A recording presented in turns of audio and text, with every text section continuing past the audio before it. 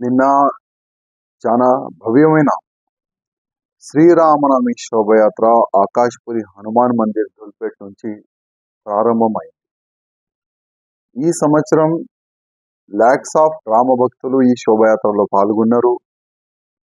శోభయాత్ర మంచి జరగనికి మున్సిపల్ అధికారులు కానీ, పోలీస్ డిపార్ట్మెంట్ కానీ, వాటర్ వర్క్స్ డిపార్ట్మెంట్ కానీ, అదేవిధంగా ఎలక్ట్రానిక్ మీడియా కానీ, ప్రింట్ మీడియా కానీ అందరు కూడా చాలా మంచిగానే సహకారం చేసినారు.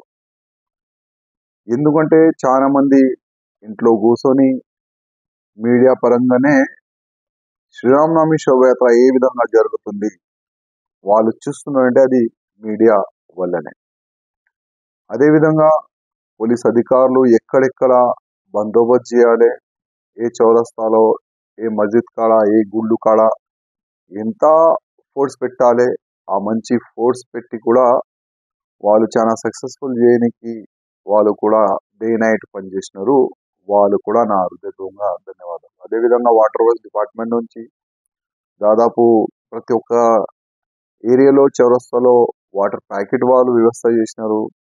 వాటర్ వర్క్స్ డిపార్ట్మెంట్ కూడా ధన్యవాదం. అదేవిధంగా మున్సిపల్ కార్పొరేషన్ నుంచి ఇక్కడిక్కడ మేము మొబైల్ టాయిలెట్స్ చెప్పినాం, కొన్ని ప్లేసెస్లో వాళ్ళు పెట్టినారు. క్లీనింగ్ కానీ, ప్యాచ్ వర్క్ కానీ వాళ్ళు కూడా మంచిగానే పనిచేసినారు. వాళ్ళు కూడా ధన్యవాదాలు. ఇది మంచి జరిగిన కార్యక్రమం గురించి నేను చెప్పిన, కానీ మంచి చెప్పిన తర్వాత ఎక్కడెక్కడ తప్పులు జరిగింది దానిపైన కూడా మనం చర్చ చేసుకోవాలి. ఇప్పుడు పోలీస్ డిపార్ట్మెంట్ గురించి మనం ఆలోచన చేస్తే కొంతమంది పోలీసులు కావాలని రామ భక్తులకి దొబ్బాలి, రామ భక్తుల పైన లాఠీ చార్జ్ చేయాలి, రెచ్చగొట్టే అట్లాంటి మూమెంట్ పోలీసులు కొంతమంది చేసినారు. ఇది కుట్రానా ఏంది అర్థమవుతుంది. మన జాలి హనుమాన్ దుల్పేట్ రోడ్లో కానీ, పురాణాపుల్ చౌరస్తాలో కానీ, బేగం బజార్ ఛత్రి చౌరస్తాలో కానీ, సిద్దంబర్ బజార్ మస్జిద్ చౌరస్తా కానీ, అదేవిధంగా గౌలిగూడ గురుద్వారా కాడ అయితే పోలీసులు చాలా ఓవర్నే చేసినారు. కార్యకర్తలకి దొబ్బుకుంటా మా వెహికల్స్ ని, ఆల్ వెహికల్స్ ని ముందుకు తీసుకొని వెళ్ళిపోయినారు. ఇది చాలా తప్పు చేసినారు. నేను పోలీస్ అధికారులకి ముందే చెప్పిన, మా శ్రీరామనవమి శోభయాత్రకి మీ పోలీస్ అవసరమే లేదు. ఎన్నో సంవత్సరాల నుంచి మేము పోలీస్ లేకుండానే కూడా కార్యక్రమం చేసుకున్నాము. ఎన్నో సంవత్సరాలు మా వాలంటీరే కార్యక్రమంకి చాలా వైభవంగా సక్సెస్ఫుల్ చేసుకున్నారు.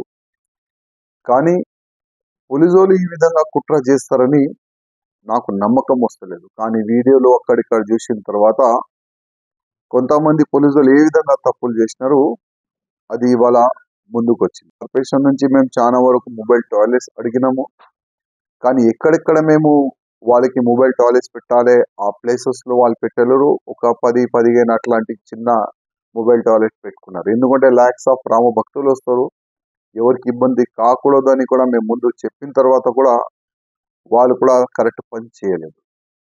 ఇవాళ రంజాన్ సందర్భంలో ఒక్క నెల ఏ విధంగా గవర్నమెంట్ సొమ్ముని పెట్టినారు ఇవాళ అందరు చూసినారు. 70 crore రూపీస్ పెట్టి ఇఫ్తార్ పార్టీ చేసినారు. మాకు అభ్యంతరం లేకుండే, కానీ మా డిమాండ్ ఏముండే, గవర్నమెంట్ నుంచి ఉగాది పండగ కానీ, శ్రీరామ్ పండగ కానీ కొద్దిగా ట్యాక్స్ మేము కడతాం. ఇవాళ ఎంఐఎం ఏరియాలో పోతే ట్యాక్స్ అడిగితే కూడా కొట్టి పంపిస్తాం. కానీ ఇవాళ మా ఏరియాలో, మా నియోజకవర్గంలో ఎక్కువ ట్యాక్స్ పే చేసే కాన్స్టిట్యున్సీ గోషామేల్ కాన్స్టిట్యున్సీ.